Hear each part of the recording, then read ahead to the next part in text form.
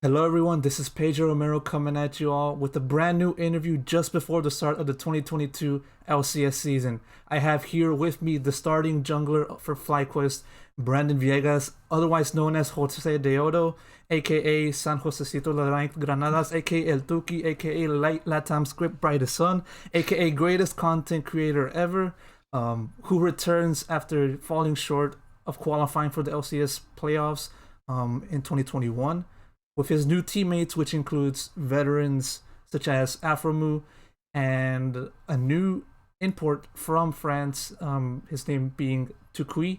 He hopes to send the team to the playoffs and hopefully Worlds in less than 10 months' time. First of all, Jose, thank you so much for taking the time of doing this interview. I really appreciate it. First of all, I'd just like to know how you're doing at this moment with New Year's just finishing up and now your sights into the LCS starting off. Yeah, I mean, for this year, I feel pretty much more confident. I've been watching out my mistakes from last year. I think we all, as FlyQuest, a lot of the members had a lot of like regrets in the games. We thought like we could do a much better job in the games and just in general rules. I also work in my confidence a lot, and I've been working like on many stuff that I failed last year, so that I don't want to repeat this year. So I'm pretty happy that I found out many of my mistakes and I've been solving them in my own. So nothing. I'm just excited to start with Loki now, and then I'm looking forward for the season to start. Yeah, I believe that you returned to the US after spending some time in your native Argentina, right? Yeah. Like, how long ago has it been since you returned to the US? I've been here from December because I didn't want to. Like what happened last year for me was I came up slightly late because I came in January, and I was playing like in Latam in Brazil, and I don't think those servers are good to practice. So I just made the decision to come here and just spend like holidays alone. But while we're playing like in houses and just playing solo queues are way much better things to practice. Even if people say like NA is not the best server, I think it's pretty much better than Brazil and Latam. Uh, and also like couldn't go to Korea because visa issues. So basically would love to, but it was not an option for me. So I just spent time here practicing, also practicing a lot of English because I think at the start of last year I also faced some words. So now I'm pretty much confident on what I've been practicing a lot. So. I mean, looking at your career, each time you finish your season after you being eliminated from playoffs or winning playoffs entirely, from your time in Latam, you qualified for playoffs, didn't make it. You reached Worlds with Rainbow Seven in 2020. From there, you moved on to NA, which obviously didn't work out for this past year. And so, did you feel like a sense of urgency of just like trying to recover, reset, or during the off season so that you could like come in with a new mindset for 2022? I mean, I think being in this like opportunity again is like mostly because last year was an eye opener. Because I think I wasn't doing that much stuff wrong, but last year really showed. Even like I know we were one game out of playoff, but even if we'll make playoff, I don't think we'll reach like too far because I think we'll be 3-0 fast or something. Because I don't think like we'll change too much if we'll make playoff last year.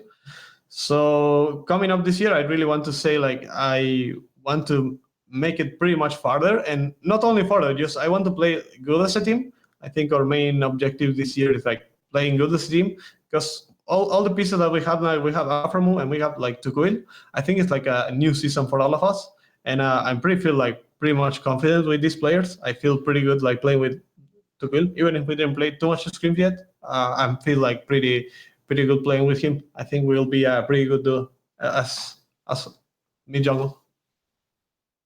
You mentioned some of the things that you focus on during the off season, and so I'd like to know like I'd like to hear you elaborate on that front.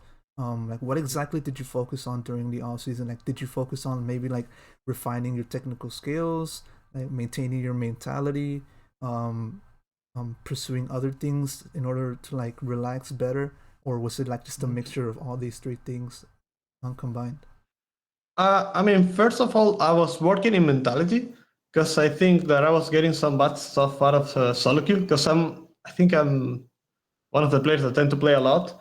But at the same time, when you play a lot, you get some frustrating games. So I've been working on not getting frustrated or just playing for something in general. So I was working a lot in solo queue, the mentality, then mechanics, and then on how to play the games properly, so I don't fail like some skills or whatever, just some timings. And also, I was watching a lot of LPL and in general, because the meta hasn't changed too much in these patches. So I think like being up as a better team player is a lot better right now for the junglers. So I've been working to play better as a team more than individually. So I've been focusing a lot in like mentality first. Second is confidence, and third will be mechanics for me. With the new year coming in, obviously the game has seen swift changes through like items, the map and stuff. You already made it known that you weren't a big fan of those changes during the preseason. And so I'd like to know your thoughts right now with the season like being just a little less than a week away. Has it changed in that front? Have you grown accustomed to it? I mean, I think the season is slightly the same. It only added two dragons and the bounties. I think bounties are not that OP as it seemed like. Maybe if you're a bad team and you're winning a game, maybe a better team can use the bounties better. But it's like you need to be like too much further away. Like the game needs to be like doomed for the bounties, and you have to make a big throw. So I don't think it will change too much, like in general. But it can also make some games that switch from losing position to win position like pretty fast. If you made a mistake, maybe if they steal an Ashore or something, maybe they can do the difference. But I don't think it's that much. In Dragon sense, I think that new dragons are what everyone expected. Like the dragons are OP. If you get the soul like M-Touch, the game is hard to play. Mhm. It's the same with the Hextech. The souls are too oppressive. But I don't think they will make like too much difference. It's just new souls. And in items nerf, I think it's the same. Jungle is basically the same from Worlds, so I don't think it will be too much different. It's just same game. And we'll see how it looks in the competitive side in a few weeks' time once the LCS starts. Um, Talking about back to the end of the 2021 season, obviously a lot of things very happened. But when FlyQuest were eliminated, I don't think you remember, but I actually interviewed you regarding like how it ended, you know, the loss. You mentioned back then the need to like mentally reset after losing confidence during the summer split, um, which you played in the academy for a short while, and now at this time, after taking some time off from like the competitive side, how do you look back at the 2021 season now? Like, do you feel it? Do you see it like full displeasure, given that it ended the way it did, or do you have like some sort of solace since you regained some of the confidence as a result of the adversity you faced? I mean, I will say that I obviously feel bad about the losses because I think we as a team were like we like if you see the project themselves, like if you think about the players themselves, like every player like Licorice, Palafox, Johnson, and Diamond. At the start, we were like pretty good, but we didn't manage to connect as a team. So I think first of all is like the sadness of we couldn't make a group that it will make us win. Uh, and also I take it like good that we lose because for my side at least, I learned a lot last year that I there was stuff that I was missing from thinking that I was doing stuff right that I wasn't doing, and now I changed like too many patterns that I was doing wrong last year. So I think losing sometimes is actually good for you, even if like let's say worst case I will be out, let's say so. Um, but there is nothing we can do. Like we just need to improve as person and just improve as players every year. Like that's what the best do. And I think even if we lost like last year and we were like ninth place, now we have another opportunity and we have to think about what's next for this year.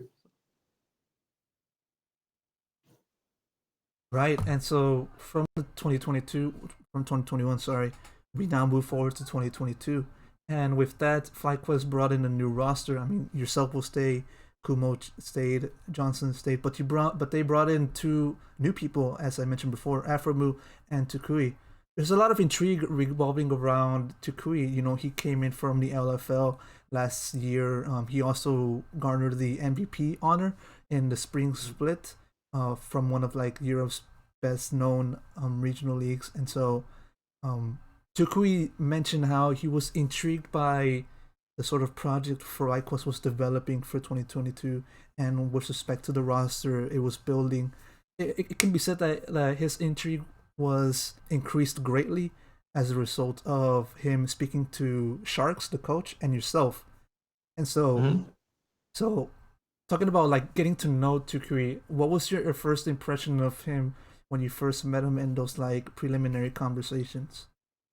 Yeah, I mean, first of all, we talk with Luik, with Sharks. I mean, we talk of mid laners, and I was looking at the replays, and I wasn't like really impressed by anyone, like in general rules. But then I watched like some Tukuil bots, and I was watching his patterns, how he lanes, how he communicates, and I think many of the stuff that he does in game is what we were missing last year.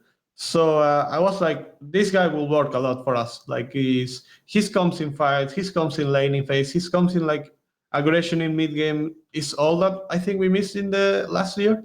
So I think it's a pretty much a better step. I'm not saying like he's like how can I explain it? I would say like is how we play as a team. It will work out pretty good for us. Like me and him in the mid games or early games, I think we communicate too well, like as a duo. Like I feel pretty much confidence with Tuchel a lot because I like the way he communicates and how he's very clear on what he needs and what he wants to do every time. So it makes the games like pretty easy to play. And also Kuma and Johnson are not as many talkative persons, so it ends up like making us the game like pretty much easier for us to play. Like me and Tuchel just talking a lot and just giving info and just making the plays. And Aphromoo is like the veteran like voice that he's always gonna be like, yeah, we do this and do this and just giving confidence to the team. I think I really like the project himself. So I'm pretty happy. Right, there's going to be like a sort of like emphasis towards jungle and mid. And so, what do you Mhm. think of like the sort of direction that the team is going with this new partnership that they created with yourself and Tukui? Yeah, I mean, I feel pretty good because we as person, me and Luik are like same because he likes to skill check people. I like to skill check people. So it's like we like to even if the word sounds bad, we like to flip 2v2 mid. I think we are both pretty good at like individual and how we communicate our skills on cooldowns. So we like to limit test a lot in the mid 2v2. We like to fight the mission. We like to fight the 3v3s. We like to do stuff that last year failed us a lot for us, and we never get to this point. And now it's like 3 days of scrims, and we are doing stuff like last year didn't work for us. So I think it's a really good change. We as duo, I think we are pretty much like too comfortable as duo, mostly because we as person, we since he came here like 2 weeks ago, I feel like he's pretty similar to me. So as we are as person, made us like play the game similar. So I'm it's like connection outside of the game and inside the game. So it's actually pretty funny to be to be fair. So. What was it like when you first like met him in person? You know, you first met when like you first met online, and so and then he finally made it to the LA for the start of the LCS. So what was it like for you to like meet him actually in person? I mean, it was basically what I expected because we live in the same apartment now, so it's actually we have to uh, basically live together. So it's I think it's pretty funny. He talks a lot, and I like talking a lot with people. Mm-hmm. So we spend time together. Like we just sometimes we are in the apartment and just we talk, we exchange some words, we exchange like some thoughts about the games. Mm-hmm. So I pretty much like the vibes you can say of the team right now and the mid duo because it's a lot more easy for me to talk with people that I have like confidence with, and I think we in 2 weeks we made a pretty good job in like duos mid jungle. I think what is it's really important what you do inside the game, but also it's important what you do outside of the game. That I think is one of the things like people don't see. Like if you're a viewer, you will see only the game and you will not see other things. And I think that's really important as players and as persons, exactly, that we able to like how to say like make things work. You can say like outside of the game and inside of the game. So Well, I mean, the way you described it, there's a lot of things that you guys have in common with each other. But was there anything that surprised you about Toucouille upon finally meeting him? yeah, I mean, expecting like him.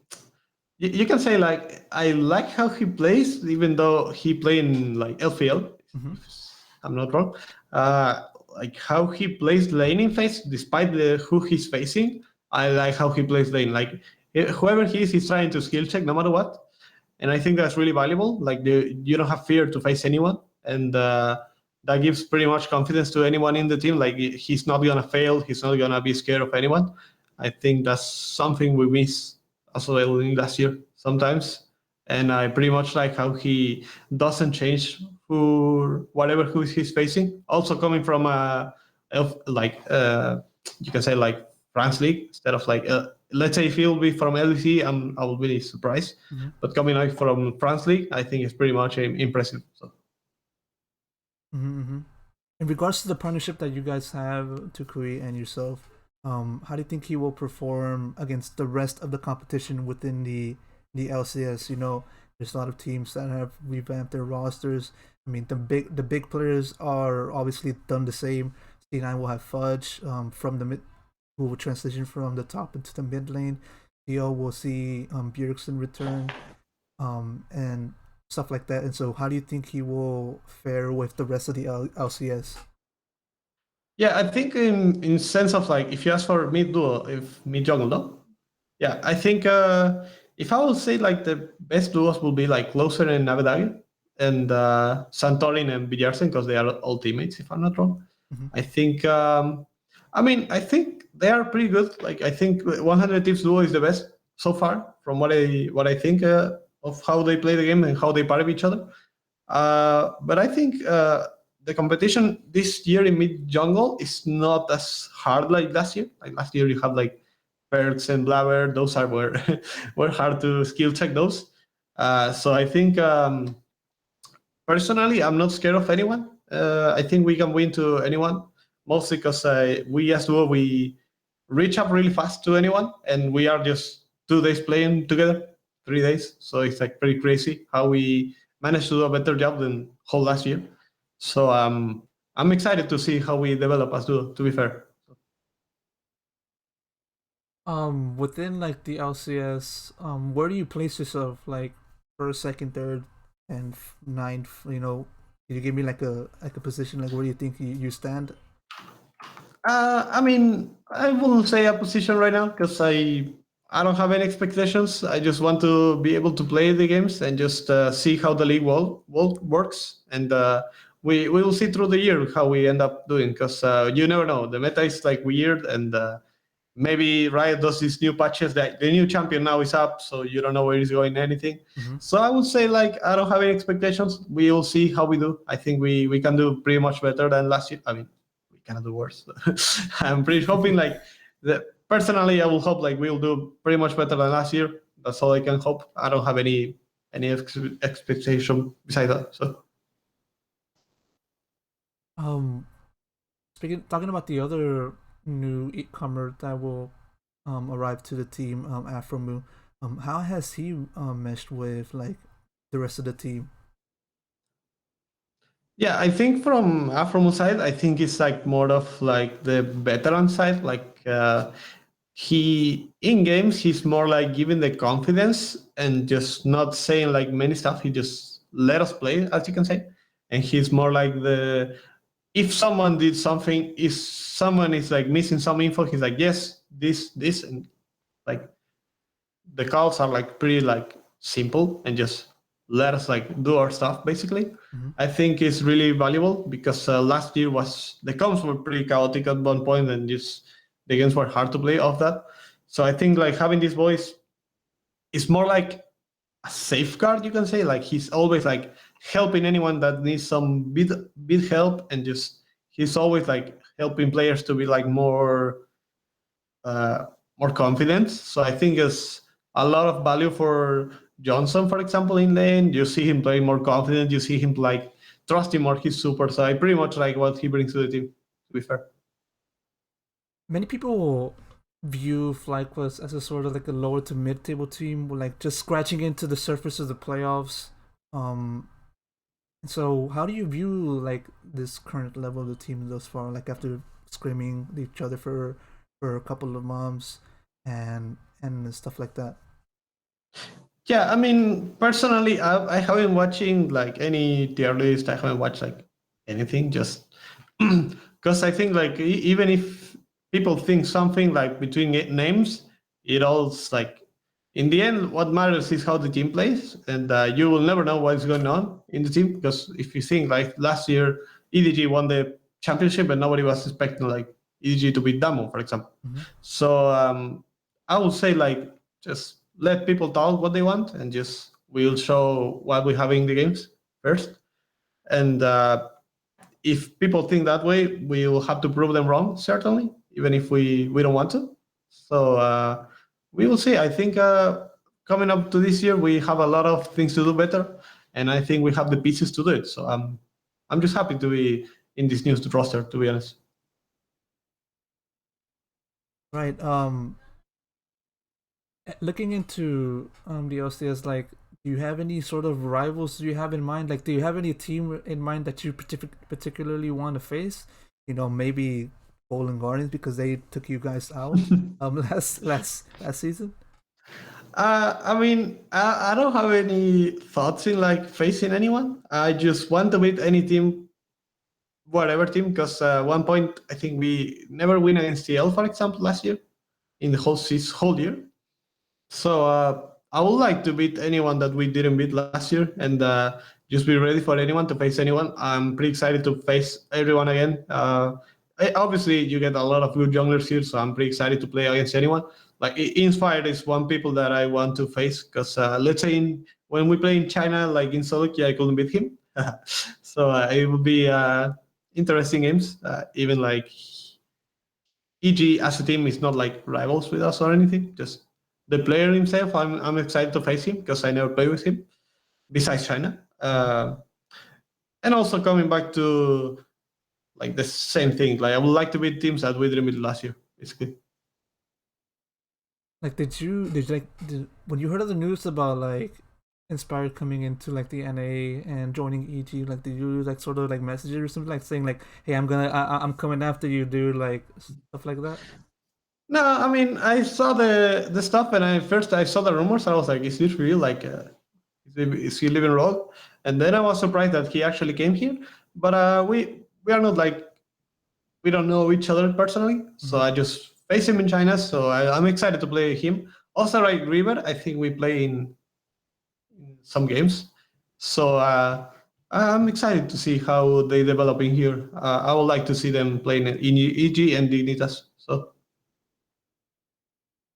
Right. The first competition that FlyQuest will participate in this year will be Lock-In. mhm. It will feature two teams, obviously 10 teams, five each in each group. Um, for in your case, you're in Group A, where you will play alongside 100 Thieves, Cloud9, Golden Guardians, and TSM. And so, given the nature of this tournament and the sort of teams um, you're going to face, how are you going to approach Lock-In? Like, is this going to be like a sort of like preparatory phase, or are you guys going to come at it with all you can? Yeah, I mean, we are a new team, so even if people might think, yeah, you change two players, it's not a new team. It is a new team. Like changing mid laners, changing like super is a lot of changes. To be fair, like even changing one player is a lot for a team. So I think we will see this tournament as a preparation. We will see how we can do against these teams. Obviously, all want to win, even if we are not the like the oldest team or the team that won the championship. We want to win anyways. So we'll do our best, but also we need to be like thinking that we are a new team as well. So we'll have to see how we evolve through the tournament. So I would like to see us like doing our best and just getting ready for the new season. To be honest, so Toucouille stated his aspirations of FlyQuest making worlds.